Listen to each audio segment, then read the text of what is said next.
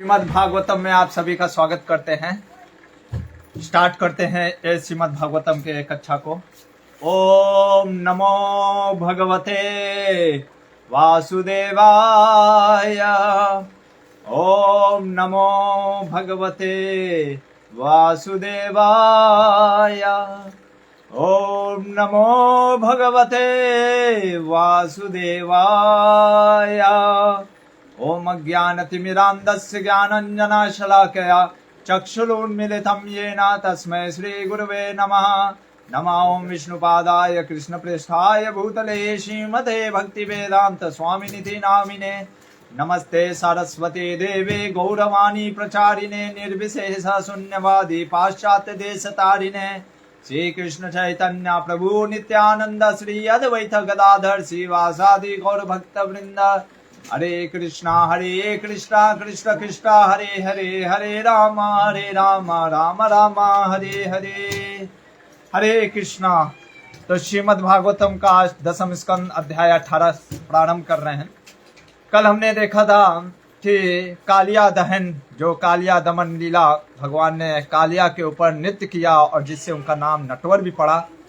उसके आगे सुखदेव गोस्वामी कहते हैं, क्या बोलते हैं, अथ कृष्णा प्रवृत्तो, कि भगवान श्री कृष्ण इसके बाद ब्रज में गांव में नंद गांव में एंट्री कर रहे हैं।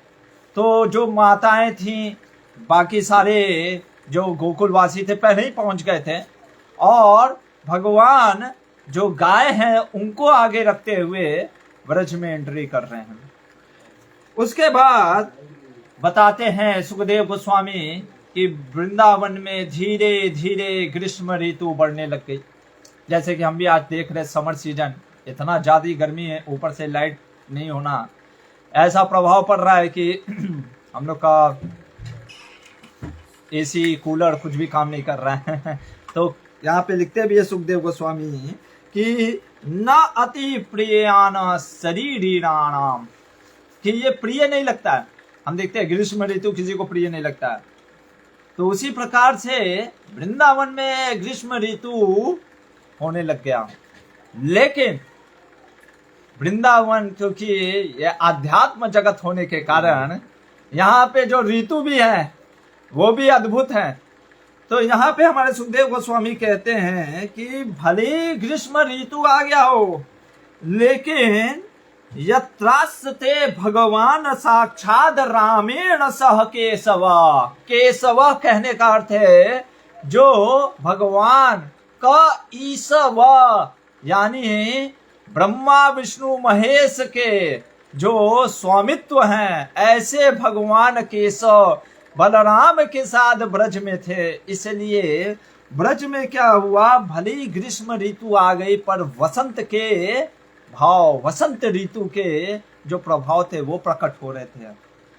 और कहते हैं कि इसमें कैसा वर्णन कर रहे हैं इस ऋतु के बारे में, कह रहे वसंत ऋतु जैसा, जैसी झरनों की आवाज इतनी मधुर थी कि झिंगुर झिंगुर करके एक जो आप देखे होंगे जमीन पे टर टर झिंगुर आवाज जो करते हैं, उनकी आवाज दब रही थी झरनों से। और कह रहे हैं वृक्ष, जो पेड़ पौधे इत्यादि, क्योंकि जल इतना होने के से सब हरे भरे थे। पर हम देखते हैं कि अभी ग्रीष्म ऋतु में सारे पेड़ पौधे सूख गए। देखिए ये ब्रज का, वृंदावन का जो आध्यात्मिक जगत का, जहाँ पे ग्रीष्म ऋतु भी इतना सुनहरा है, बसंत के जैसा। आगे कह रहे हैं कि नदियों से स्पर्श करती हुई जो नदियों में कमल और जो हवा वहां से चलती थी, जो सुगंधित हवा बहती थी, वो बहुत आनंद प्रदान करती थी। और कह रहे हैं कि वृंदावन में ताजी हरी घास से परिपूर्ण था वृंदावन। उसके आगे कह रहे हैं कि वृंदावन में जो नदियों सरोवर के तट पे एक तरीके से गीले और दलदल हो गए थे पानी की वजह से। फूलों से पूरा वृंदावन हरा भरा था। मोर और कोयल आवाजें गीत गा रहे होते हैं। सारस और जो भौरे होते हैं सब गुनगुनाते रहते हैं। आगे कहते हैं कि भगवान श्री कृष्ण अपने बांसुरी को लेकर के क्या करते हैं, नृत्य करते हैं, गीत करते हैं और नाचते हैं। और ये देख करके सारे जो क्या हैं, ब्रज के जो ग्वाल बाल है, अभी वो तो मृदंगा और करताल लेकर के तो गए नहीं थे, तो फिर कैसे वो बजाते थे। तो जो भी जिसको मिल जाता था, कोई किसी प्रकार का पेड़ के गुच्छे, उसी से बजाना स्टार्ट कर देते थे और भगवान बहुत सुंदर नृत्य करते थे। हमारे श्रील प्रभुपाद जी कहते हैं ये अंतर्राष्ट्रीय कृष्ण भावनामृत संघ के में कि ये हरे कृष्णा मूवमेंट जो है, कृष्णा कॉन्शियसनेस मूवमेंट, इसमें कुछ करना नहीं है। डांस, नाचते नाचते आप थक गए तो प्रसाद लो, प्रसाद लेने के बाद फिर नाचो, डांस, ईट और मंत्र। तो ऐसा इसीलिए आप देखोगे श्रीमद् भागवतम के शुरुआत में हमेशा हमारे श्रील प्रभुपाद जी एक कीर्तन करते थे, जय राधा माधव कुंज बिहारी गोपी जन वल्लभ गिरिवर धारी यशोदानंदन ब्रज जन रंजन यमुना तीर वनचारी यमुना तीर वनचारी। ये जो भक्ति विनोद ठाकुर के द्वारा लिखा हुआ ये ब्रज का इतना मधुर जो भजन है, जिसमें कि भगवान की इसी मधुर लीला का वर्णन किया गया है। बहुत सुंदर ये लीला। और श्री चैतन्य महाप्रभु तो जब महाप्रभु काशी में होते हैं तो प्रकाशानंद सरस्वती कहता है, ये क्या आप नाच रहे हैं, सन्यासी हो, वेदांत पढ़ो, वेदांत पढ़ना चाहिए। महाप्रभु कहते हैं कि मेरी इसमें क्या गलती, मेरे गुरु ने एक मंत्र दिया, वो मंत्र मुझे नचा रहा है। और वो मंत्र क्या था, हरे कृष्णा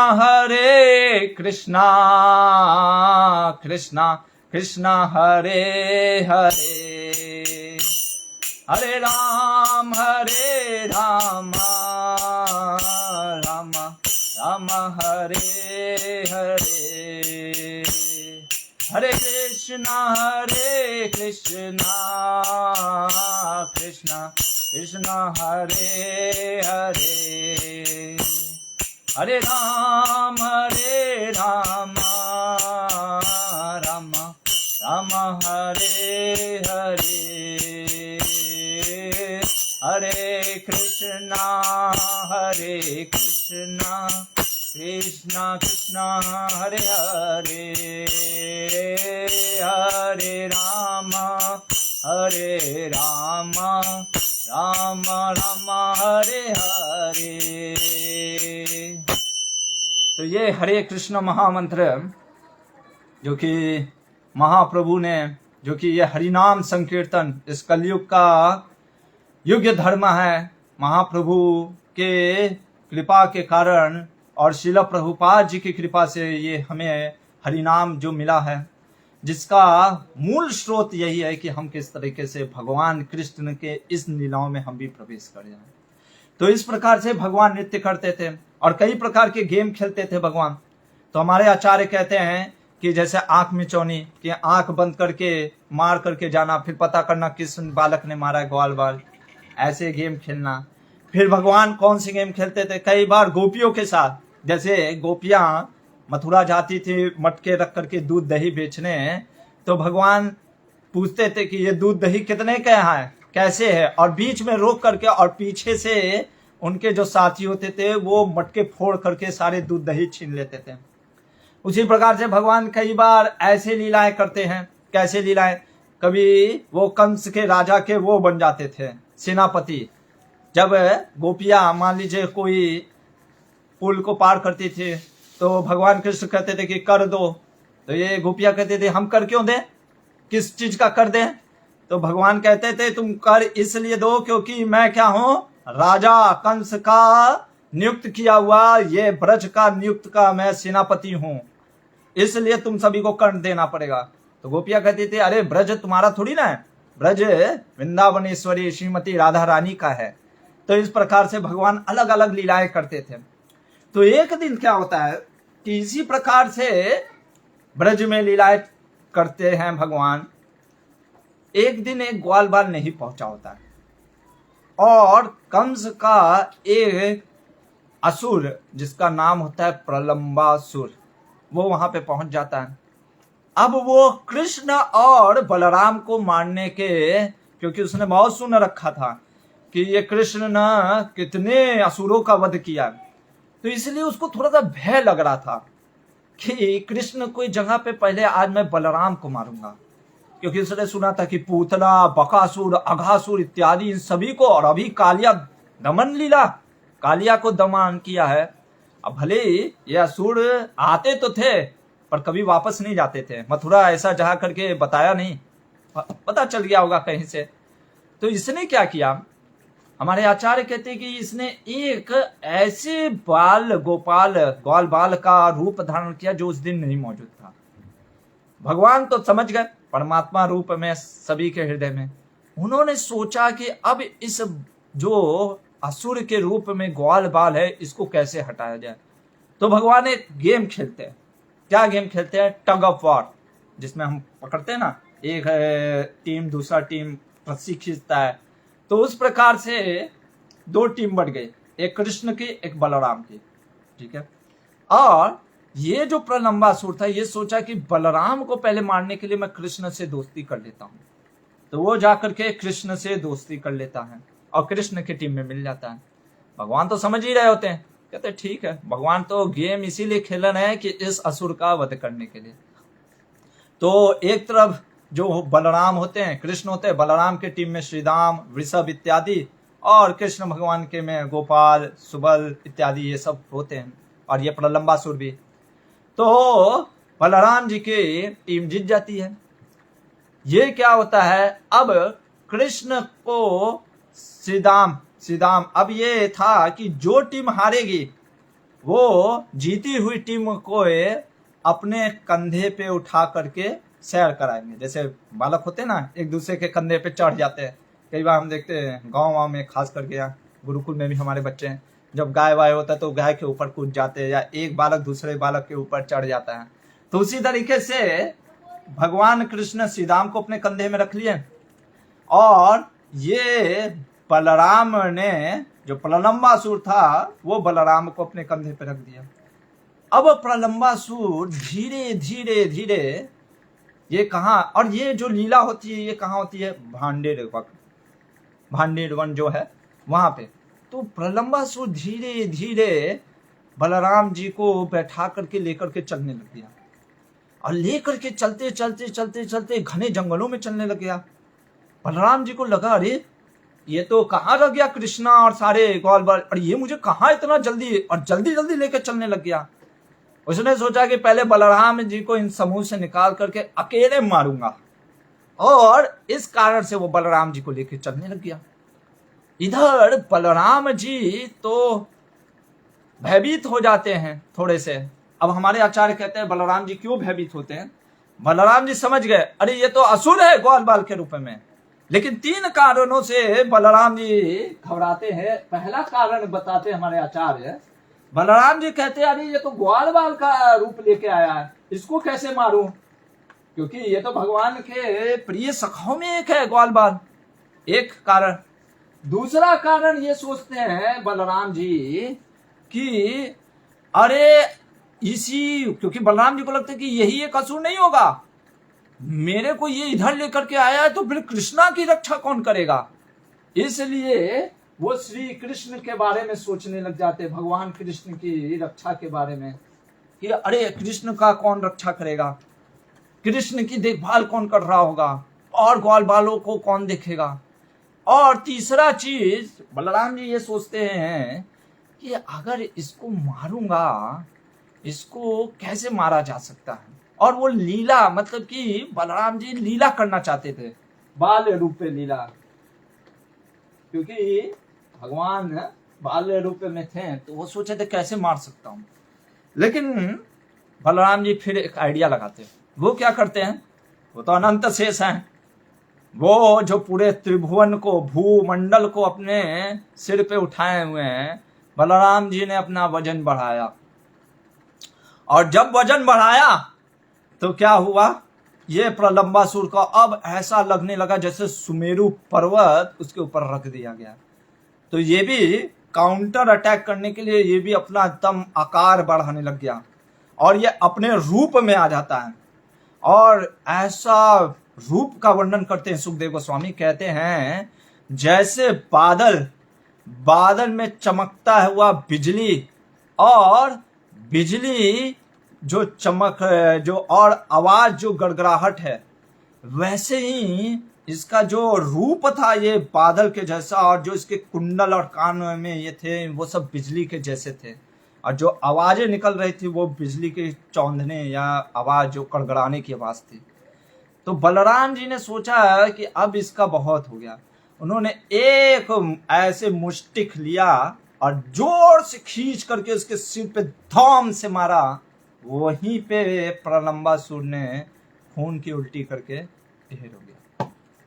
और प्रलंबासुर जब अचेत हो गया, इधर जब कृष्ण और ग्वालबाल कहते अरे वो ग्वालबाल भी कहाँ है, और ये बलराम जी भी नहीं देख रहे। तो सभी ढूंढते ढूंढते जब वहां पे पहुंचते तो देखते अरे बलराम ने तो ढेर कर दिया। तो सभी आश्चर्यचकित होते कि कैसे बलराम जी ने किया। तो सभी कहते वो शायद कृष्ण की कृपा से कर दिया होगा। अब प्रलंबासुर के बारे में हमारे आचार्य कहते हैं भक्ति विनोद ठाकुर, ये प्रलंबासुर है कौन, आखिर में ये क्या अनर्था हमारे जीवन में है भक्ति में। हमारे आचार्य कहते हैं प्रलंबासुर वास्तव में रजोगुण, क्योंकि उसका जो जैसा स्वभाव था वो रजोगुण में उत्पन्न हुआ। और ये ऐसा है कि ये कृष्णा भावना मित में भी हम जब आ जाते हैं ना, डिटेक्ट नहीं होता। क्या चीज, नेम, प्रेस्टीज, स्त्री की इच्छा, ये सारा चीज कि भागवत क्लास भी हम कई बार देते, जैसे मैंने बताया ना कि हम नाम और पैसे के लिए। तो ये जो नेम, प्रेस्टीज, ग्लोरी और स्त्री संग की इच्छा करना, ये प्रलंबासुर अनर्था रिप्रेजेंट करता है, जिसको एक भाषा में बोला जाए तो लस्ट है। हमारे आचार्य कहते हैं कि जैसे प्रलंबासुर भगवान को, बलराम को भगवान से अलग किया, वैसे व्यक्ति जीव को ना प्रलंबासुर, ये जो कमक दायनी, ये सब प्रतिभा, लाभ, पूजा, प्रतिष्ठा, ये व्यक्ति को भगवान से दूर कर देता है। और सबसे बड़ा चीज है ना, ये रूप लेकर के जैसे ग्वालबाल का आया, वैसे ये हमको लगता नहीं है, ये डिटेक्ट नहीं होता है। हमको लगता है नहीं, हम तो सेवा कर रहे हैं भगवान का, पर ये हमको दूर करते चला जाता है भगवान में। इसको हम कैसे डिटेक्ट कर सकते हैं? नाम जप में रुचि ना होना, भगवान के कीर्तन और भगवान के नामों का स्मरण या भगवान की कथा में रुचि कम होते जाना, ये हमको समझना चाहिए कि प्रलंबासुर का अनर्था हावी हो रहा है। और लेकिन प्रलंबासुर को कैसे हटाया जा सकता है, क्योंकि इसका भी वध बलराम जी ने भी किया। तो भक्ति विनोद ठाकुर कहते हैं कि जिस जिस असुरों का वध बलराम जी ने किया है, वास्तव में वो असुर का वध व्यक्ति को खुद अपना प्राणी जीव को एंडेवर करना पड़ेगा। और जो बलराम जी जो कि क्या है, गुरु तत्व, तो गुरु के आदेश, जो इंस्ट्रक्शन होते हैं, जो गुरु के वचन होते हैं, उन वचनों जो हैं वो मुष्टिक के जैसे हैं। और कई बार क्या होता है ना, जब हम गुरु के आदेश का पालन शुरुआत में करते, जैसे बलराम जी ने अपना वजन बढ़ाया, तो क्या होता है, ये भी अपना एकदम आकार सही रूप में आने लगता है। तो कई बार आप जब 4 नियम का पालन करते या भक्ति में आगे बढ़ते, तो कई बार लोग कहते अरे प्रभु जी, पहले तो काम वासना कम थी, अब तो इतनी बढ़ गई कि पूछिए मत। तो जैसे झाड़ू लगाते हैं ना रूम में, तो झाड़ू लगाते तो कई बार क्या होता है, धूल उड़ता है। तो धूल उड़ता है तो ऐसा लगता है कि अरे पहले तो रूम ज्यादा साफ था, क्योंकि उस समय झाड़ू लगाते नहीं थे तो रूम, लेकिन जब झाड़ू लगा तो और गर्दा उड़ता है, पर वो साफ हो रहा होता है। तो उस समय अगर हम गुरु के आदेश का पालन को लिए रहें और डिटर्मिनेशन के साथ व्यक्ति लगा रहता है, तो प्रलंबासुर जैसे अनर्था भी हट जाते हैं, जो कि पूजा, लाभ, प्रतिष्ठा है, जो कि हमें कृष्ण से दूर कर देता है। यहाँ पे सुखदेव गोस्वामी इस 18वें अध्याय में प्रलंबासुर के वध के बाद कहते हैं कि जब सारे जो ग्वाल बाल और सारे कृष्ण बलराम ये प्रलंबासुर के वध होने के बाद आपस में ऐसी चर्चा कर रहे होते, फिर वो ध्यान देते कि अरे गाय कहाँ गई, गाय सब गायब हो गई। तो सुखदेव गोस्वामी कहते हैं कि तृणलोभेन गृहरम, घने जंगल में तृण के लोभ में, घास के, क्योंकि ग्रीष्म ऋतु था ना, तो उनको जो एक तरीके से, और फिर ये वसंत ऋतु के कारण अच्छे अच्छे घास के लोभ के कारण वो गाय निकल गई। यहाँ पे हमारे आचार्य बहुत सुंदर टीकाएं कहते हैं कि मनुष्य भी जब लोभ के कारण ना, कुछ पाने की इच्छा के कारण, बहुत ज्यादा अत्यधिक लोभ के कारण वो निकल जाता है ना, वास्तव में वो फंसता ही है। जैसे कहते हैं मैं भोग को भोगने गया था पर भोग ने मुझे ही भोग लिया, तो ये चीज होता है। तो गाय ऐसे निकल गई घास के लिए, और निकल गई तो ऐसे घने जंगल में चलती गई। आदमी वैसे लोभ और लालच के चक्कर में इतना अंदर दलदल में फंसता चला जाता है, फिर उसको निकल पाना बहुत मुश्किल हो जाता है। फिर उसके लिए सही में पुकार लगाना पड़ता है, हे गोपीनाथ, जैसे अजामिल ने लगाया था नारायण, तब जाकर के शायद कोई श्रील प्रभुपाद जैसा आचार्य हमारे जीवन में फिर प्रकट होता है, फिर हम निकल पाते हैं। तो ऐसे गाय जब अंदर प्रवेश कर गई, तो बहुत अंदर प्रवेश करने के बाद क्या हुआ, अचानक उन्होंने देखा कि एक जंगल में क्या होता है, हम जैसे जानते ही हैं, आग लग जाती है। जैसे हर दिन हम गाते हैं, संसार दावा नल नीढ़लोका प्रणय कारुण्य घना घना त्वम, कि संसार जो दावा नल के जैसा है, ऐसे दावा नल जहां पे हर समय प्रभुपाद जी कहते हैं ये संसार ऐसा है ही, भौतिक जगत संसार, कि हर समय आप देखोगे कोई चाहे या ना चाहे फिर भी परेशान रहता है। कुछ ना कुछ ऐसी परिस्थिति आ जाती है, परेशान होता है। कभी ऋतुओं से परेशान, गर्मी इतनी ज्यादा हो गई तो परेशान, बारिश ज्यादा हो गया तो परेशान, और ठंडी ज्यादा हो गई तो परेशान। अगर ऋतु से परेशान है तो कई बार समाज इसमें कुछ ऐसे व्यवस्था हो जाती है कि उससे व्यक्ति परेशान हो जाता है। तो हमेशा परेशानियां लगी रहती हैं। तो उसी प्रकार से जंगल में आग लग जाने के कारण अब गाय उस आग के गर्मी से और तड़प के झुलसने लग जाती हैं, और फिर चिल्लाना स्टार्ट कर जाती हैं, भागने लगती हैं। तो देखिए, शुरुआत में घास के लालच में व्यक्ति ऐसे ही लालच में निकलता है, उसको लगता नहीं है कि अरे कुछ डेंजर का, लेकिन जब वो फंस जाता है तब उसको समझ में आता है कि मैं क्यों गया। तो यहाँ पे जब ग्वाल बाल सारे जो कृष्ण ढूंढने लगते हैं, गंगा जमुना धवली ऐसे ऐसे भगवान बुलाने लगते हैं, तो फिर क्या होता है कि सारे ग्वाल बाल कैसे पता करते हैं कि ये कहाँ गई है गाय, उनके खुरों से। और जब गाय जाती है ना, तो आप देखोगे कि कई बार जो वनस्पतियां होती है उसको खाती हैं, या मुंड ऐसे मुख से गिरा देती हैं, तोड़ देती हैं झाड़ियों को, तो वो चिन्हों से वो लोग चलने लग गए। और वो भी घने जंगल में जब प्रवेश करते और देखते अच्छे गाय, तो भगवान वहां से बुलाते हैं सारे गायों के नाम को, धवली, और बहुत गंभीर आवाज में बुलाते हैं। तो सारी गायें फिर से क्या होता है, सब वो वापस आने लगती हैं। हमारे आचार्य कहते हैं उसी तरीके से जब भगवान के ऐसे श्रील प्रभुपाद जी इत्यादि आचार्य प्रकट होते हैं, और वो जब कृष्ण हरि नाम संकीर्तन के माध्यम से हम सभी को बुलाते हैं, तो हम जो वास्तव में इस भव सागर में पीड़ित हो रहे हैं, अगर उन आवाजों को ध्यान से सुन लें तो हमारा भी जीवन उद्धार हो जाएगा, और फिर हम भी उस तरफ से चल सकते हैं।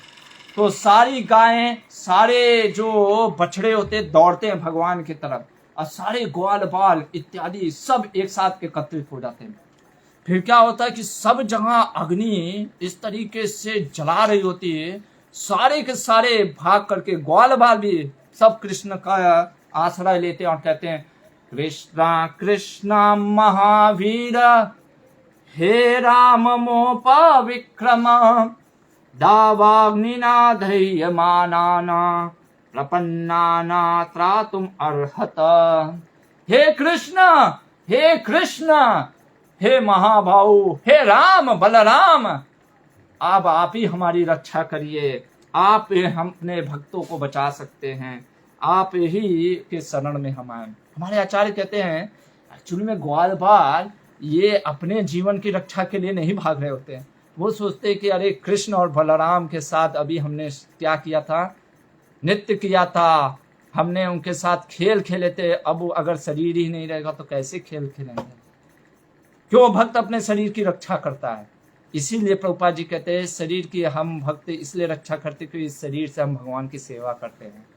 उसी तरीके से ग्वाल बाल ये सोचते कि अब भगवान के साथ हम कैसे नृत्य करेंगे, भगवान के साथ कैसे खेलेंगे, भगवान के हो जब वो नाचेंगे तो मृदंग कौन बजाएगा। ये सेवा भाव है भगवान के ब्रज के लोगों का। वो ये सोचते थे कि कैसे भगवान की सेवा हमेशा होती रहे। यहाँ पे वही चीज सोच करके वो पेटिशन रखते हैं कि कृपया करके आप हमारे को बचाइए। एक्चुअली में वो हमेशा ऐसे लगता है ना कि वो अपने लिए कर रहे हैं, लेकिन उनका जो अंदर का भाव होता है सारे ब्रज के लोगों का, उनका भाव एक ही होता है भगवान कृष्ण के लिए। तो भगवान कृष्ण कहते हैं अरे घबराओ नहीं, सभी लोग अपनी आंखें बंद कर लो। तो मान लीजिए ग्वालपाल कहे कि अरे आंखें बंद करने से क्या होगा, आग लगी है। भगवान कहते हैं बस आंखें बंद करो ना। भगवान क्यों आंखें बंद कराना चाहते थे, हमारे आचार्य कह रहे भगवान इसलिए आंखें बंद कराना चाहते थे क्योंकि भगवान को भी पता था ना ये जो ग्वाल बाल है ना, ये अपनी चिंता से ज्यादा मेरी ज्यादा चिंता करेंगे। अगर मैं इनके सामने मुंह बा करके सारा अग्नि पीने लग जाऊंगा तो ये कहेंगे अरे कृष्णा ये क्या कर रहे हो। और ये शायद हो सकता है कि हाथ कोई डाल दे मेरे मुंह में, किसी का हाथ जल जाए या कोई कूद जाए या गाय कहेगी कि नहीं नहीं हम कृष्ण को नहीं पीने देंगे, हम खुद पिएंगे। तो इसलिए भगवान ने कहा कि सभी अपनी आंखें बंद कर लो। और ये देखिए जैसे ही कृष्णा ने बोला ना, सारे के सारे क्या कहते हैं तथे एति, मतलब कि अच्छा हम जो बोलते हैं हम वो करेंगे। ये नहीं कि लॉजिक लगाने लग गए। ये ब्रज है, ब्रज जैसे मैंने बताया कि हाँ हमें बुद्धिमान भी होना है, बुद्धि भावना दोनों चाहिए, लेकिन ब्रज के जो भक्त हैं वो इतना प्रेम में डूबे हैं, भगवान के इतना प्रेम में डूबे हैं, वो ये प्रश्न नहीं करते अच्छा अगर ऐसा हो गया आंख बंद कर लेंगे तो फिर क्या हम अग्नि चला जाएगा। जैसे कई बार हम साधु संतों के वचनों को क्वेश्चन बहुत करते हैं। कई बार लोगों के क्या होता है ना कि क्वेश्चन बहुत करते हैं, करना कुछ नहीं रहता है लेकिन क्वेश्चन बहुत करेंगे। तो इसीलिए प्रभुपाद जी इसीलिए बोलते थे एब्सर्ड इंक्वायरी एंड की और विदाउट फेथ। अगर हम गुरु के पास जा रहे हैं या चैलेंजिंग क्वेश्चन लेकर के कि ऐसे कैसे होता है प्रूव करके दिखाओ, तो उससे हमारा कोई फायदा नहीं होगा। अब यहाँ पे अगर वो ग्वाल बाल लगे रहते नहीं नहीं हमें लॉजिकली प्रूव करके दिखाओ, तो भगवान कहते ठीक है छोड़ो जलो नहीं। लेकिन सारे ग्वाल बाल जैसे ही भगवान ने बोला सबने अपनी आंखें बंद कर ली, और जैसे ही भगवान ने के कहने पे सभी ने अपनी आंखें बंद की, भगवान ने उस सारा जो दावाग्नि था उसको पी लिया।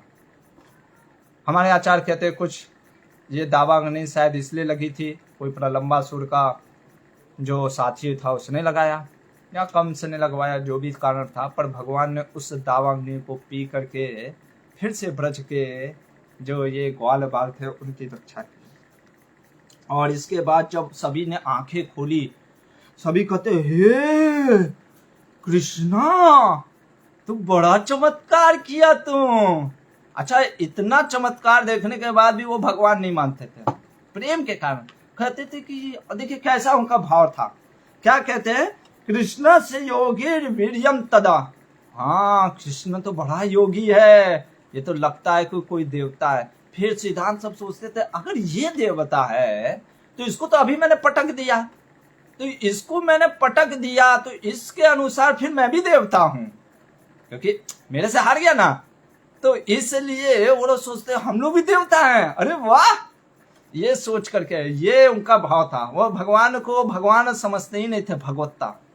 हम भी मूर्ख हैं, हम भी भगवान को भगवान नहीं समझते। हम अज्ञान और पाप के कारण भगवान को भगवान नहीं मानते, वो प्रेम के कारण भगवान को भगवान नहीं मानते। और उनके ना मानने से वो और करीब जाते हैं भगवान के, हमारे ना मानने से हम पाप के करीब जाते हैं। यही अंतर है। इसलिए हमें अज्ञान से ज्ञान में जाना है, और फिर ज्ञान से अज्ञान, प्रेम के अज्ञानता में होना है। ये होने के बाद हमारे सुखदेव गोस्वामी कहते हैं कि भगवान फिर देखते हैं कि अब शाम हो रही है, तो वो वापस आने लगते हैं। और जब वापस आ रहे होते हैं तब बताते हैं कि जो गोपियां होती हैं, गोपीनाम परमानंदम आसिद गोविंद दर्शने क्षणम युगस्तम यासाम ये न विना भवतः। कहते हैं कि गोपियां जो कि एक एक क्षण जो उनको युग के जैसा लग रहा होता है, कि भगवान से विरह होने के कारण, जैसे कि महाप्रभु ने कहा है, युगायतम निमेषेण चक्षुषा प्राविशायतम शून्यायतम जगत सर्वम गोविंद विरहीन में। अरे गोविंद के विरह में एक पल जो निमेष मात्र का समय है, वो युग के बराबर लगता है। हम युग नहीं समझ सकते, इसलिए प्रभुपाद जी ने उसका ट्रांसलेशन 12 साल किया था। तो ऐसा जो गोपियों का प्रेम है भगवान के प्रति, वो जब भगवान को वापस बांसुरी बजाते हुए देखती हैं कि आ रहे हैं भगवान, जो जहां देखता है ना वहीं पे स्तंभित हो जाता है। इस प्रकार से भगवान एंट्री करते हैं अपने गांव। और यहाँ पे 18वां 19वां अध्याय समाप्त होता है। 20वें अध्याय में सुखदेव गोस्वामी कहते हैं कि सारे जो ग्वाल बाल थे अपने अपनी माताओं को बोलते, मैया आज कृष्णा ने 2 बड़ा चमत्कार किया। एक बलराम ने प्रलंबा, कोई असुर आया था उसको मारा, और फिर कृष्णा ने तो आग ही समाप्त कर दिया। और माताएं भी ना बहुत प्रेम से सुनती थी कि हाँ हमारा कृष्णा है ही ऐसा महान, लेकिन कभी भी उनकी बुद्धि नहीं जाती थी कि वो भगवान है। वो सोचते थे कि हाँ भगवान की बड़ी विशेष कृपा है, ये कोई देवता होगा या कुछ तो हुआ होगा, कृष्णा बड़ा अचंभित कार्य करता है। तो हर दिन ऐसी लीलाएं सुनती थी, और उसी लीलाओं का मतलब कि इतना आनंद लेते थे गोपियां सुनने में और ये ग्वाल बाल कहने में। ये है वृंदावन, जहाँ पे हर समय 24 घंटा कृष्ण कृष्ण कृष्णमय, हर कोई कृष्णमय में है। उसके बाद कहते हैं सुखदेव गोस्वामी, अब यहाँ पे बहुत सुंदर मैं आपको कहूँगा, एक हमारा ग्रंथ है कृष्णा पुस्तक, श्रील प्रभुपाद जी ने इसका बहुत सुंदर उदाहरण ये क्या बोलते हैं अपने कृष्ण पुस्तक में दिया है। इन सारे जो श्लोकों का मीनिंग, और एक बुक है उसी के ऊपर शॉर्ट बुक बना है, लाइट ऑफ भागवत, बहुत सुंदर बुक है प्रभुपाद जी का, बहुत सुंदर। इसमें तो उसी पुस्तक से हम आपको कुछ बताना चाहेंगे यहाँ पे। तो ये श्लोक सुखदेव गोस्वामी बोल रहे हैं, और इन सब का अर्थ क्या है हमारे बहुत सुंदर प्रभुपाद जी ने तात्पर्य इन द सेंस अपने कृष्ण पुस्तक में दिया है। तो सुखदेव गोस्वामी कहते हैं कि अब इसके बाद क्या होती है, वर्षा ऋतु प्रारंभ होती है। तो सबसे पहले कहते हैं चौथे जो हरे का उपमा दिया है, एनालॉजी करके समझाया है सुखदेव गोस्वामी ने, और उसको और डिटेल में हमारे श्रील प्रभुपाद जी ने समझाया है।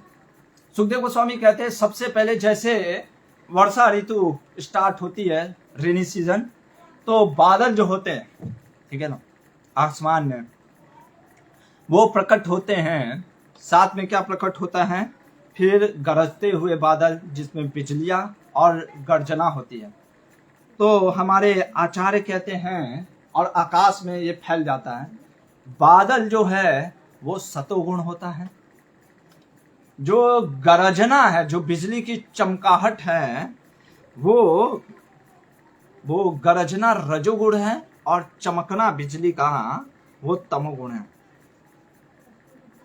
और कह रहे हैं कि जो आकाश में ये बादल छा गए हैं वो कैसे प्रतीत हो रहे हैं, जैसे शुद्ध आत्मा के ऊपर सतोगुण और रजोगुण, यानी आत्मा के ऊपर जो गुण आ गए हैं, इससे उपमा दी जा रही है चौथे ये 20वां अध्याय चल रहा है उसमें। आगे क्या बोलते हैं 5वें में, जैसे सूर्य, अभी जैसे ग्रीष्म ऋतु था, सूर्य क्या करता है, जल को लेता है, ठीक है ना, और फिर वर्षा ऋतु में वही बादल बन करके फिर से पानी देता है। वैसे ही एक राजा, एक जो क्या कहते हैं लीडर की पोजीशन में होते हैं, उनका ये नेतृत्व होता है कि वो क्या करें कि कर लेना सिर्फ उनका उद्देश्य नहीं होना चाहिए, उन कर से उपयोग में, यानी राजा और कर जो टैक्स होता है उसके बारे में सुखदेव गोस्वामी कह रहे हैं कि राजा का उद्देश्य है कि सिर्फ कर ले करके प्रताड़ित ना करे लोगों को, जनता को, बल्कि उस करों का उपयोग भी करे जनता के लिए। आगे कह रहे हैं 6ठे श्लोक में सुखदेव गोस्वामी कि जैसे बिजली की चमकाहट प्रचंड वायु बादलों को क्या कर देती है, छिन्न भिन्न इधर करती है, वैसे ही जो साधु होते हैं ना, जो भगवान के भगवत भक्त, भले कष्ट आता है, गर्मी होती है, लाइट नहीं होता है, पंखा भले ही नहीं चलता है, लेकिन फिर भी श्रीमद् भागवतम की कथा करना उनका जीवन का उद्देश्य है। इसलिए साधु जो होते हैं उनका मुख्य उद्देश्य क्या होता है, परोपकार करना, जीवों के ऊपर दया करना, ये जो उनका परोपकार जीवन है वैसा। आगे सुखदेव गोस्वामी कह रहे हैं कि जैसे ग्रीष्म ऋतु में क्या होता है कि पृथ्वी एकदम सूखा हो जाता है, पूरा एकदम जैसे बंजर जैसा जमीन दिखने लगता है, किंतु वर्षा होने पे फिर से वो हरी भरी हो जाती है। वैसे ही तपस्वी तपस्या करने के बाद क्या, तपस्या करते वक्त जैसे पूरा हड्डी हो जाता है, लेकिन जब उसको फल मिलता है उस अपने तपस्या का, तो वो फिर से चमक उठता है। तो यहाँ पे कहते हैं तपस्वी के तपस्या का फल की उपमा दी गई है। 8वें श्लोक में कहते हैं सुखदेव गोस्वामी कि निशान मुखेषु खदोता तमसा भांति न ग्रहा यथा पापे न पाषंड नाही वेदा कलो युगे। अरे वसंत ऋतु में, जैसे बारिश की ऋतुओं में जब वर्षा बहुत होती है तो रात को अंधेरी कोहरा रहता है, मतलब कि बादल के कारण आपको चंद्रमा की चांदनी देखने को नहीं मिलती या तारों की चमकाहट नहीं देखने को मिलती, लेकिन आपको पेड़ों के ऊपर कौन दिखते हैं, जुगनू, लाइट वॉर्म, वो चमकते हुए दिखते हैं और बहुत चमक रहे होते हैं और ऐसा लगता है कि पूरे वही चमका रहे हैं, पर वो उनकी चमक थोड़ी ही होती है, लेकिन फिर भी वही चमक रहे होते हैं। ऐसे ही कह रहे यथा पापे न पाषंडा नहीं वेदा कलो युगे, कलयुग में ना पाषंडी और तथा कथित धार्मिक गुरु और वेदांतिक यही लोग प्रचार में ऐसा लगेगा अरे क्या है, जैसे हम आज देखते हैं समाज में कि तथा कथित गुरु ढोंगी इत्यादि बाबा है, बहुत इतना जो गरज के बोलते हैं और जो बहुत ही मैनिपुलेट करते हैं, वो उनके बहुत फॉलोअर हैं। यही प्रभुपाद जी कहते हैं कि नास्तिक सिद्धांतों को कोई मतलब नहीं होता शास्त्रों से, अपने से वर्ड जगलरी करके कुछ भी बोलते हैं और लोग भी ताली बजाते हैं, कहते वाह क्या बोला है, सोमवार को समोसा खाइए आपके सारे दुख दूर हो जाएंगे, शनिवार को पापड़ खाइए, आपके जलेबी खाया कि नहीं आज खाया, ये सब बोल करके क्या करते हैं, आनंद देते हैं और हम भी ताली बजाते रहते हैं, ओह हाँ गुरुजी आज जलेबी नहीं खाए। तो ये चीज होता है, कहते आज जलेबी खाओ तुम्हारा जीवन ठीक हो जाएगा, और ऐसे लोग बढ़ते हैं। सोचिए सुखदेव गोस्वामी ने कलयुग का लक्षण ही बता दिया था ऐसा होगा, तो आश्चर्यचकित नहीं होना चाहिए जब ऐसे लोग बढ़ते हैं। तो यहाँ पे 8वें श्लोक में कलयुग में जो पाखंडी जो होंगे उनके पाखंड का जो वो प्रभाव उसका वर्णन कर रहे हैं।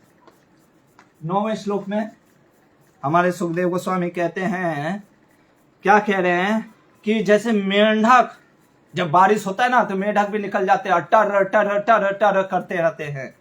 उसी तरीके से जो वैदिक काल में गुरुकुल में, जैसे हमारे गुरुकुल में भी सुबह सुबह बच्चे उठते हैं, अपने से थोड़ी ना कोई उठता है, गुरुजी उठाते हैं, चलो मंगला आरती का समय हो गया, उठो उठो उठो, घंटी बजती है, टन टन टन टन टन टन टन टन, या हरे कृष्णा कीर्तन बजता है।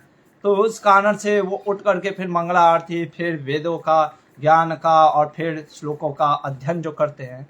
तो वैसे ही जो ऋतु इसका वसंत, ये वर्षा ऋतु के आने के बाद यहाँ पे सुखदेव गोस्वामी कह रहे हैं, गुरुकुल के जो वैदिक जो छात्र हैं वो गुरु के कहने पे फिर अपने अध्ययन करते हैं। आगे बोल रहे हैं सुखदेव गोस्वामी 10वें श्लोक में कह रहे हैं कि वर्षा ऋतु के आगमन पर जैसे सूखा हुआ नदियां, जैसे नदियां सब ग्रीष्म ऋतु में सूख जाती हैं, वो सभी के सभी फिर से खिलखिला उठती हैं, उसी तरीके से मानो मुख्य मार्गों को छोड़कर बहने वाली इंद्रियां हमें क्या करती हैं, इंद्रियां वशीभूत मनुष्य, जो मनुष्य जो होता है ना, जो जिसका जीवन का लक्ष्य है सेंस ग्रेटिफिकेशन करना, कई बार वो बढ़ता है। यहाँ पे हमारे श्रील प्रभुपाद जी एक पंडित विद्यापति का उदाहरण देते हैं, उनकी कविताओं से कहते हैं कि इस भौतिक जगत में जो सुख अनुभव करता है ना व्यक्ति, खास करके वो जो संभोग रस, वो रस ऐसा है जैसे रेगिस्तान में एक बूंद के जैसे, पानी के जैसे। तो वैसा ही इस भौतिक जगत में वो आनंद है। तो यहाँ पे हमारे सुखदेव गोस्वामी कह रहे हैं कि जैसे वर्षा ऋतु में नदियां में पानी भर जाता है सरोवर में, ठीक है ना, जो सूखे सरोवर में, लेकिन फिर जब वर्षा ऋतु समाप्त तो वो भी सूख जाता है। तो वैसे ही जो होते हैं इंद्र तृप्ति व्यक्ति या भौतिक आदि व्यक्ति, वो कभी कभी क्या होते हैं, इंद्र तृप्ति से आनंद अनुभव कर रहे होते हैं, सुख प्राप्त करते हैं, और उनको लगता है ये जीवन का सबसे बड़ा सुख है। आगे क्या कह रहे हैं, जैसे घास भी उग जाती है, तो हर जगह घास, और उसके ऊपर इंद्रगोप के जैसे, इंद्रगोप जो कि लाल रंग का एक जानवर होता है, और मशरूम जो कि व्हाइट कलर का होता है। तो इतना आनंद प्रदान करने वाला होता है, लेकिन वो भी क्या होता है, उसी तरीके से है जैसे राजा अपना विख्यात अपना प्रदर्शन कर रहा है। आगे कहते हैं कि बारिश के मौसम में देखिए कितना प्रैक्टिकल है सुखदेव गोस्वामी उसी समय, बारिश ऋतु में अन्न फसलें बढ़ती हैं, किसान खुश होता है, लेकिन शहर का व्यक्ति क्या सोचता है, अरे बारिश हो रहा है, कीचड़ हो गया, कहाँ जाएंगे, कैसे होंगे। हमें भी बचपन में हम सोचते थे बारिश ऋतु में कौन बाहर निकलेगा, घर में बैठो बस पकौड़े चाय खाओ बस खुश रहो, लेकिन बाहर जाने के लिए इतना अरे किचायन लगता है। हर व्यक्ति सोचता है बारिश ना हो, लेकिन बारिश नहीं होगा तो फिर फसल कहाँ होगा। हमारे प्रभुपाद जी कहते हैं कि जो फैक्ट्री इत्यादि में जो काम करते हैं लोग ना, उनको लगता है बारिश नहीं होता तो ज़्यादा अच्छा था, हम कंपनी जाएंगे, फैक्ट्री में आराम से चले जाएंगे, लेकिन वो ये भूल जाते हैं कि भैया आप नट बोल्ट नहीं खाओगे, खाना तो आपको क्या पड़ेगा, क्या चीज़, ये खाना ही, ये अन्न। तो बहुत सुंदर है। मैं कल एक वीडियो देख रहा था, पनीर आजकल, उसमें मैंने देखा कि पनीर जानते हैं कैसे बनता है, मैं आश्चर्यचकित हो गया, दूध से बनता ही नहीं है। अरे क्या क्या तो पाउडर डाल करके पनीर बना देते हैं लोग। सोचिए ऐसा हम जहर खा रहे हैं, और फिर हम सोचते हैं अरे वर्षा ऋतु ना हो तो ज़्यादा अच्छा है, लेकिन हम ये नहीं जानते कि वर्षा ऋतु नहीं होगा तो अन्न कहाँ से आएगा। आगे कहते हैं कि सुखदेव गोस्वामी कि जैसे, लेकिन वो जो जीव जो वर्षा ऋतु में बारिश के पानी में बढ़ते हैं, जो संग करते हैं, वैसे ही जो भगवान का संग करता है ना, वो क्या होता है, खुश हो जाता है। और इस कलयुग में भगवान का संग कैसे है, हरे कृष्णा कृष्ण कृष्ण हरे हरे हरे राम राम राम हरे हरे। आगे बोलते हैं कि जैसे नदियों का पानी समुद्र में जा करके समुद्र में लहरें उत्पन्न कर देने लग जाती है, वैसी जो शुरुआत के तपस्वी होते हैं, जो योगी होते हैं, जो प्रागट्य तपस्वी या अभी परिपक्व नहीं हुए हैं, ऐसे योगी का मन विचलित हो जाता है। लेकिन जैसे नदियों का पानी पर्वतों को नहीं हिलाता है, वैसे जो भगवान के भक्त होते हैं साधु, वो नहीं हिलते हैं। इसका उदाहरण हमारे प्रभुपाद जी हमेशा देते हैं हरिदास ठाकुर और विश्वामित्र मुनि का या कश्यप मुनि का, कि कश्यप मुनि दीति के प्रलोभन में फंस गए। हरिदास ठाकुर तो सिर्फ नाम जप कर रहे होते हैं, ऐसे नाम जप करने पर भी उनका टेस्ट होता है माया। एक बार प्रोस्टिट्यूट, दूसरी बार माया टेस्ट करती है और दोनों को भगवत भक्ति दे दिया। ये भगवान के भजन में इतना प्रभाव।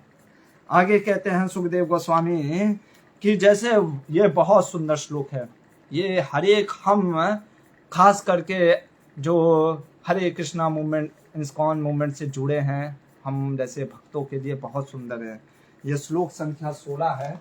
इसमें क्या बोलते हैं, सुखदेव गोस्वामी कह रहे हैं, मार्गा भवो वो संदिग्धा तीर्ण छन्ना ही हम संस्कृता न अभ्यस्यमाना श्रुतया द्विजय काले न चाहता। जैसे बारिश के वर्षा ऋतु में जिस मार्ग पे व्यक्ति चलता नहीं है ना, वहां पे घास हो जाता है। घास उत्पन्न होने के कारण, कूड़े करकट के कारण हम पहचानना, रास्ता में पहचान पाना कि वो क्या है, कोई सांप तो नहीं ना है, कोई कीड़ा मकोड़ा तो नहीं ना है, कठिन हो जाता है कि अंदर कुछ तो नहीं ना है, कैसा रास्ता है। वैसे ही न अभ्यास माना श्रुते द्विजय काले न चाहता। जो ब्राह्मण जो वास्तव में जो भगवान के प्रचार में लगे हैं, श्रील प्रभुपाद जी कहते हैं कि मेरा मुख्य मकसद ये अंतरराष्ट्रीय कृष्ण भावना मित्र संघ से क्षत्रिय और ब्राह्मण जैसे लीडर बनाना।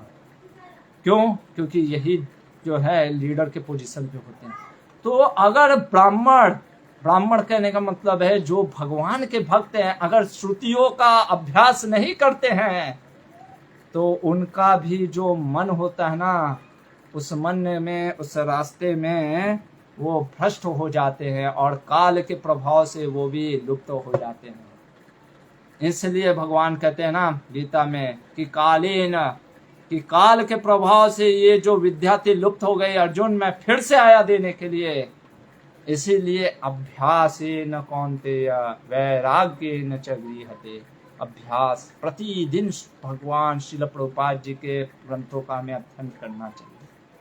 आगे कहते हैं सुखदेव गोस्वामी कि जैसे ये बादल सभी जीवों के लिए जल दे रहे हैं, मित्रता का स्वभाव है, लेकिन फिर भी बिजली जो होती है, जो लाइटनिंग होती है, एक बादल के समूह को छोड़ के दूसरे बादल में जाती है। वैसे ही कहते हैं स्थैर्यं न चक्रु कामन्या पुरुषेषु गुणेष्व। जो कामी स्त्रियां होती हैं ना, वो एक पुरुष को छोड़ करके दूसरे पुरुष को चली जाती हैं। आप कहोगे ऐसा कैसे, क्या उस पुरुष में गड़बड़ है? नहीं, भले ही वो पुरुष महान क्यों ना हो, भले ही वो पुरुष कितना हो। यही उर्वशी ने कहा था, जो हमने देखा था 9वें स्कंद में। वो बोलती है पुरुरवा से, अरे तुम क्यों स्त्री के चक्कर में पड़े हो? स्त्री का मन तो एक तरफ लगता नहीं है, वो एक पुरुष के साथ छोड़ करके दूसरे पुरुष के पास चली जाती है। पुंसा चली स्त्रियां के बारे में वर्णन करती है वहां पे, हर स्त्री के लिए नहीं। तो यहाँ पे वही चीज बोल रहे हैं सुखदेव गोस्वामी की, जो स्त्रियां बहुत कामी होती हैं, वो भले पुरुष कितनों युक्त हो, गुणों से भरा हो, फिर भी वो उस पुरुष को छोड़ करके दूसरे पुरुष के पास चली जाती है।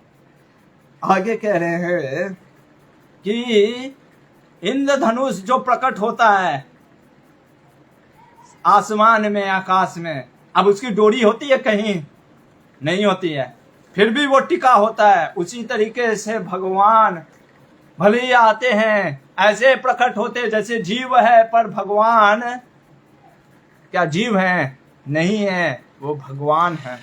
इसलिए सुखदेव गोस्वामी कहते हैं कि जैसे वर्षा ऋतु में चंद्रमा और तारे ढके होते हैं, लेकिन वही चंद्रमा बादलों की किरणों को प्रकाशित करके बादल प्रकाशित होते हैं, वैसे ही जब जीव आता है इस भौतिक जगत में, अहंकार के कारण ये शरीर प्राप्त करता है और इस शरीर से सब कुछ करता है, पर उसको लगता है ये शरीर का खेल है, पर ये वास्तव में तो आत्मा उसको स्रोत है। इसके बाद कहते हैं सुखदेव गोस्वामी कि वर्षा काल में जो सारस पक्षी होते हैं इत्यादि, अभी वर्षा काल में क्या होता है, सरोवर के किनारे कीचड़ हो जाता है, फिर भी वो छोड़ते नहीं है। वैसे जो कामी, जो भौतिकवादी जीव होते हैं ना, भले ही घर परिवार में बहुत बोलेंगे, प्रभु जी अरे बहुत संकट है, बहुत कष्ट है, हम कहते हैं कि फिर भजन करो। कई बार हम जैसे जो बूढ़े हो जाते हैं कहते छोड़ दो, अब आप भगवान के भजन में लग जाइए। कहते अरे वो कैसे छोड़े, अभी ये है ना, बच्चे का विवाह करना है, बच्चे का विवाह भी हो जाता है, अरे अभी नाती पोते को देखना है, नाती पोते भी हो जाते हैं, नाती पोते का शादी देखना है, शादी भी हो जाता है, तब तक वो चले जाते हैं। तो इसलिए यहाँ पे सुखदेव गोस्वामी कहते हैं कि जैसे सारस पक्षी इत्यादि बत्तख भले सरोवर के किनारे कितनों कीचड़ हो जाए पर वो छोड़ते नहीं है, वैसे व्यक्ति जो भौतिकवादी गृहस्थ में आसक्त हो जाता है, गृह मेधी हो जाता है, वो कभी छोड़ेगा नहीं। उसको पता है बहुत परेशानी है, फिर भी वो छोड़ता नहीं है। वो एक ना एक कहता रहता है कि ये अभी है, ये अभी है, और समय उसका कम होते चला जाता है।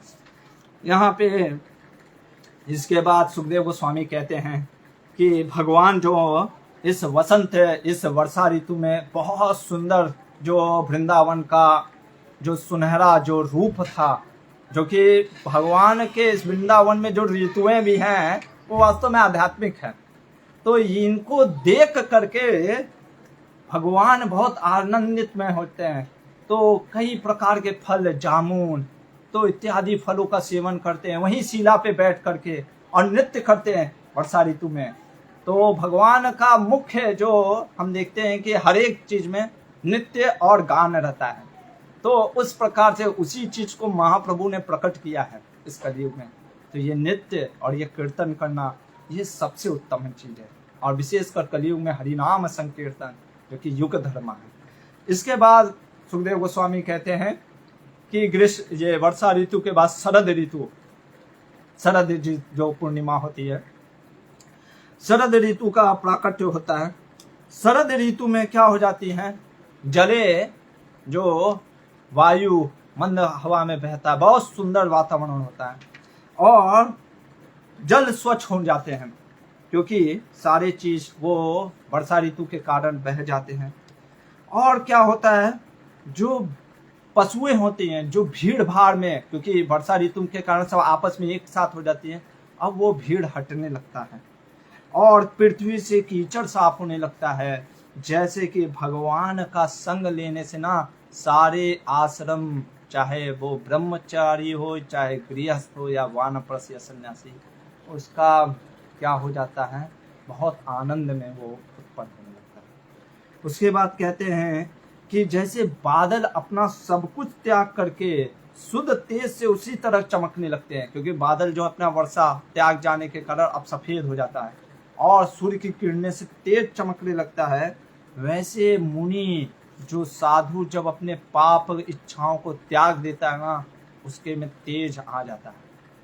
इसके बाद कहते हैं 36वें श्लोक में कि इस ऋतुओं में, देखिए बहुत सुंदर चीज बोल रहे हैं, इस ऋतुओं में कभी कभी जो जल है पर्वत से कभी जल निकलते हैं, कभी नहीं निकलता। उसी प्रकार से साधु कभी दिव्य गान बोलते हैं, कभी कभी नहीं करते हैं। यानी यहाँ पे कह रहे यथा ज्ञानम मृतम काले ज्ञानिनो ददते नवा। हमारे आचार्य कहते हैं कि साधु जब देखते हैं ना कि सामने वाला बहुत ही बैरी ईर्ष्या है भगवान के प्रति ना, कई बार हम जैसे प्रचार करते हैं तो कई लोग इतने ईर्ष्यालु होते हैं, इतने ज़्यादा ईर्ष्यालु होते हैं कि उनको भगवान के भजन के बारे में नहीं बताकर ही उनका सेवा है। क्योंकि आप उनके भगवान के बारे में जितना बोलेंगे वो इतना भगवान से दूर होते चले जाते हैं ईर्ष्या के कारण। तो इसीलिए यहाँ पे सुखदेव गोस्वामी कह रहे हैं कि कभी कभी साधु शांत रहता है, कभी कभी वो बोलता है। आगे कहते हैं कि अभी देखिए मछलियां, अभी शरद ऋतु में क्या होता है कि जल धीरे धीरे घटने लगता है, क्योंकि वर्षा ऋतु अब खत्म हो रहा है, लेकिन मछलियां जल नहीं छोड़ती। वैसे व्यक्ति इस भौतिक जगत में दुख झेल रहा होता है, इंद्र तृप्ति के कारण दुख झेलता रहता है, फिर भी इंद्र तृप्ति नहीं छोड़ता। और कहते हैं कि जैसे कंजूस या जो इंद्रियां जिसकी संयम नहीं होती, जैसे वो दुख झेलता है, वैसे मछलियां सूर्य के तपने के कारण जल झेलती रहती है, फिर भी वो जल के भीतर एकदम अंदर सहारा नहीं लेती है। उसके बाद कहते हैं कि शरद ऋतु के आते ही सरोवर शांत हो गए, उनका जल उसी तरह शांत हो गया जैसे मुनि शांत रहते हैं। और कहते हैं हमारे सुखदेव गोस्वामी कि शरद अर्क अंशु जाना तापान भूतानाम उंगुप अर्हत देह अभिमान जम बोधा मुकुंद व्रज योषिताम। कि जैसे शरदकालीन ऋतुओं में शरद कालीन ऋतुओं में तापान भूतानाम उडुपः, उडुप मतलब चंद्रमा, जैसे चंद्रमा ने सूर्य की किरणों से उत्पन्न, जो सूर्य के किरण दोपहर में रहता है उससे उत्पन्न जो कष्ट है, वो चांदनी, चंद्रमा की चांदनी से वो शीतलता मिलती है। वैसे ही वृष्णि वंश में कौन, मुकुंदो, भगवान मुकुंद कृष्ण प्रकट हो करके वो प्रेम से उन सारे जीवात्माओं को क्या शीतल आनंद प्रदान कर रहे हैं। ऐसे भगवान श्री कृष्ण के प्रकट होने से सिर्फ वृंदावन के इन ग्वाल बाल को नहीं, स्त्रियों को भी जो वियोग है वो वियोग से छुटकारा मिलता है। कल हम देखेंगे बहुत ही विशेष वेणु गीत, जो कि गोपी गीत और इत्यादि, जो बहुत से अभी गीत आने वाले हैं, 5 प्रमुख गीत। तो सबसे पहले कल भगवान के जो 64, जैसे कहते हैं कृष्ण नारायण से भी उत्तम क्यों हैं, उसमें से एक वेणु माधुर्य है। तो कल भगवान के वेणु के बारे में देखेंगे कि वेणु गीत कितना उत्तम है। और यहाँ पे सुखदेव गोस्वामी अंत में ये कहते हैं 43वें श्लोक में कि जैसे बादलों से रहित, जब बादल समाप्त हो जाते हैं तो आकाश में तारे और चंद्रमा जैसे चमकते हैं, वैसे वैदिक शास्त्रों के तात्पर्य जब हमको समझ में आते हैं ना, तो फिर हमें आध्यात्मिक जीवन में वो टेस्ट, वो रुचि और वो आनंद फिर से आने लगता है। इतना कहने के बाद कहते हैं कि भगवान श्री कृष्ण अपने सारे ग्वाल बाल के साथ उन शरद ऋतुओं में आनंद ले रहे होते हैं। और फिर भगवान क्या करते हैं, समस्त गाय, मृगे, स्त्रियां, चिड़ियां इत्यादि, जो ये सारी जो शरद ऋतु में, क्योंकि मैथुन के कारण काम वासना बहुत जाग जाता है, सब के सब जो अपने काम की पूर्ति के लिए चल जाते हैं, उसी प्रकार से भगवान की जब व्यक्ति सेवा का लाभ होना, उस लाभ का आनंद लेने से वो भी पूर्णता अपने जीवन को पूर्ण कर सकता है। यहाँ पे सुखदेव गोस्वामी कहते हैं अंत में, ये 49वां श्लोक, जो कि इस आज के श्रीमद् भागवतम का अंतिम श्लोक है। तो 20वें अध्याय के 49वें श्लोक में कहते हैं, वाणिक मुनि निपश्नाता निर्गम्य अर्थान प्रपेदिरे वर्षा रुद्धा यथा सिद्धा स्वपिंडान कार्यागते। जैसे व्यापारी, मुनिजन, ब्रह्मचारी, राजा, विद्यार्थी, जो सभी वर्षा के कारण इधर उधर अटक पड़े थे, अब क्योंकि शरद ऋतु के कारण सभी इधर उधर निकलने लग जाते, स्वतंत्र हो जाते हैं। उसी प्रकार से जीवन में सिद्धि प्राप्त करने वाले व्यक्ति क्या करते हैं, ये भौतिक शरीर हर कोई को त्यागना है, तो इस शरीर को त्याग करके हम अपने जीवन को भगवान के धाम प्राप्त करा सकते हैं, अगर हम भी जीवन में भगवान को, अपने जीवन में कृष्ण को केंद्रित करते हुए कार्य करते हैं। यहाँ पे 20वां अध्याय समाप्त होता है। कल हम देखेंगे कि भगवान की जो वेणु गीत, जो बहुत ही सुंदर लीला है, उसका हम वर्णन कल करेंगे। हरे कृष्णा। ग्रंथराज श्रीमद् भागवतम की जय। श्रील प्रभुपाद की जय।